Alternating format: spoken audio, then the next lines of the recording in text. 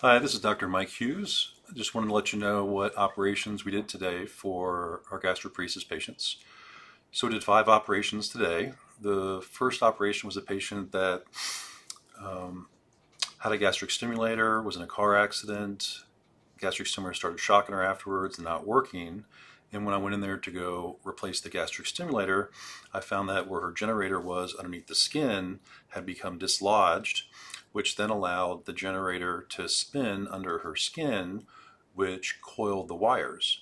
And because it coiled the wires really tightly, it made them shorter and actually, over time, pulled them out of the stomach, which I've never seen before, and I've done over 2,000 gastric stimulator surgeries.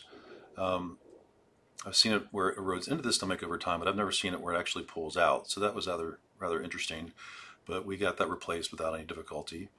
The next patient was somebody who I had previously done a pyloroplasty to get her stomach emptying better for her gastroparesis, and she still had leftover symptoms of nausea that weren't controlled.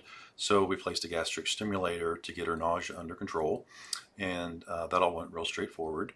And then the third patient had a gastric stimulator placed a while back, didn't feel like it ever worked, and wanted me to take it out. So we turned it off to see how she would do with it turned off. She said she didn't get any worse, and so we ended up taking the gastric stimulator out. And then the next patient was a patient that came to us with a lot of fullness, bloating, discomfort, as well as nausea and vomiting. So we ended up doing a pyloroplasty to open up the pyloric sphincter at the end of the stomach. Her pylorus was really thickened and scarred up due to inflammation, which is the underlying cause of gastroparesis. We don't usually know why people have the inflammation, but that's what causes the damage to the stomach, so it doesn't empty well.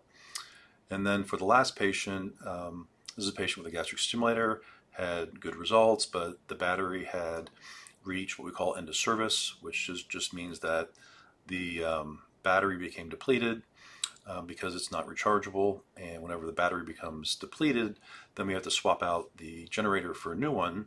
So I replaced her gastric stimulator generator and then put her back on the old settings so that when she woke up, she would have it working well for her. So that's a full day of surgery for our gastroparesis patients.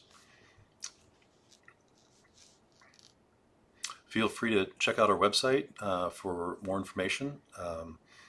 Nearly everything I do is all gastroparesis related. Done over 3,000 operations for gastroparesis, and this is just an interesting mix-up today where we did a number of different things. All right, take care.